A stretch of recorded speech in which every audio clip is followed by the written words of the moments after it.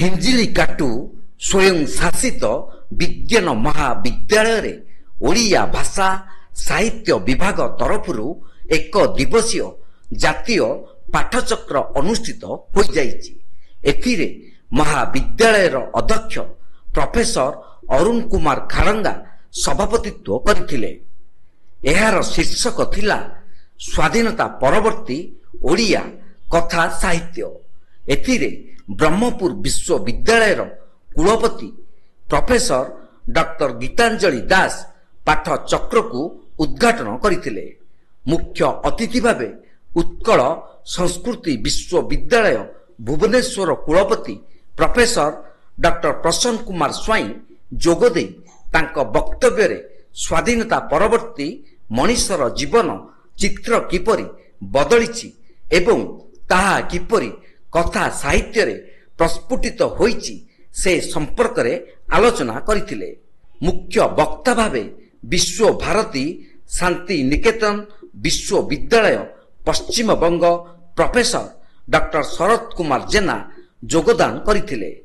ସମ୍ମାନିତ ଅତିଥି ଭାବେ ଡକ୍ଟର ରମେଶ ଚନ୍ଦ୍ର ବେହେରା ରାଜ୍ୟ ଜାତୀୟ ସେବା ଯୋଜନା ଓ ଯୁବ ରେଡକ୍ରସ ରାଜ୍ୟ ମୁଖ୍ୟ ତଥା ଉପସଚିବ ଉଚ୍ଚଶିକ୍ଷା ବିଭାଗ ଓଡ଼ିଶା ସରକାର, ଡକ୍ଟର ସିଦ୍ଧାର୍ଥ ଶଙ୍କର ପାଢ଼ୀ ଆଞ୍ଚଳିକ ଉଚ୍ଚଶିକ୍ଷା ନିର୍ଦ୍ଦେଶକ ବ୍ରହ୍ମପୁର IQAC ର ସଂଯୋଜକ ଡକ୍ଟର ପ୍ରଫୁଲ୍ଲ ରଥ ଯୋଗଦାନ କରିଥିଲେ।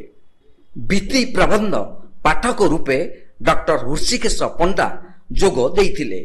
ଆବାହକ ପ୍ରାଧ୍ୟାପକ ଦୀନବନ୍ଧୁ ମହାନ୍ତି ଅତିଥି ପରିଚୟ ଓ ଶୀର୍ଷକର ଆଭିମୁଖ୍ୟ ଉପରେ ଆଲୋକପାତ କରିଥିଲେ।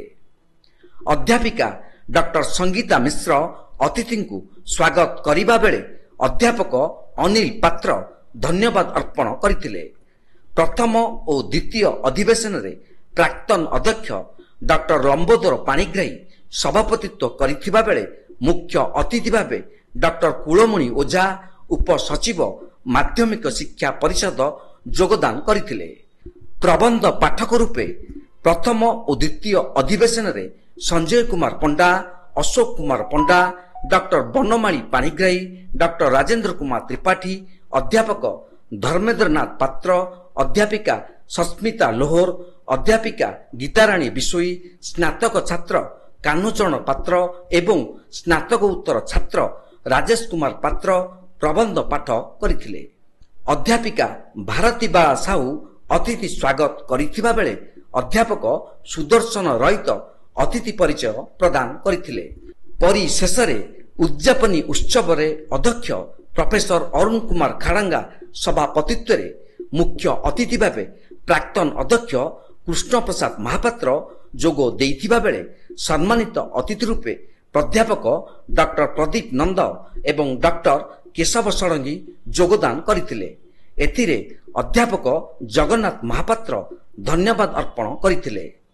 ଗଞ୍ଜାମ ଜିଲ୍ଲାର ସମସ୍ତ ମହାବିଦ୍ୟାଳୟ ମାନଙ୍କର ଓଡ଼ିଆ ଅଧ୍ୟାପକ ଅଧ୍ୟାପିକା ଏବଂ ଗଞ୍ଜାମ ଜିଲ୍ଲାର ଯେତେ ଓଡ଼ିଆ ପ୍ରେମୀ ଭାଷା ପ୍ରେମୀ ପ୍ରାକ୍ତନ ଅଧ୍ୟକ୍ଷ ଅଧ୍ୟାପକ ଅଧ୍ୟାପିକା ପ୍ରାଧ୍ୟାପକ ପ୍ରାଧ୍ୟାପିକା ଏବଂ ଓଡ଼ିଆ ବିଭାଗର ସମସ୍ତ ଛାତ୍ରଛାତ୍ରୀ କଲେଜର ସମସ୍ତ କର୍ମଚାରୀ ସେହି ପାଠଚକ୍ରରେ ଯୋଗଦାନ କରି ଓଡ଼ିଆ ଭାଷାର ମହତ୍ତ୍ୱ ତାର ଭାଷାକୁ କିପରି ବଞ୍ଚା ଯାଇପାରିବ ତା ଉପରେ ତର୍କ ବିତର୍କ ଆଲୋଚନା ଏସବୁ ଆଜି ଚାଲି ରହିଛି।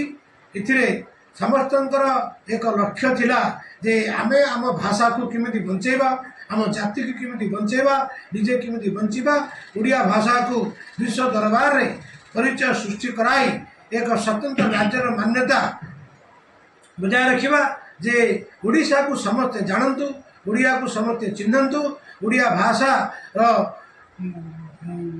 ପ୍ରଚାର କରିବା ପାଇଁ ଆଜିର ଏଇ ଯେଉଁ ଆଲୋଚନା ଚକ୍ର ହେଇଥିଲା।